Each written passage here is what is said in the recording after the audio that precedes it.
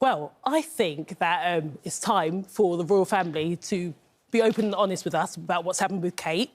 People really, really, really care about Kate. The public love her. We've been with her through her journey from day one, from marrying Prince Wales to having the babies, and now all of a sudden she's disappeared from public life. Yeah. It's a worry because, you know, she's a mother of three.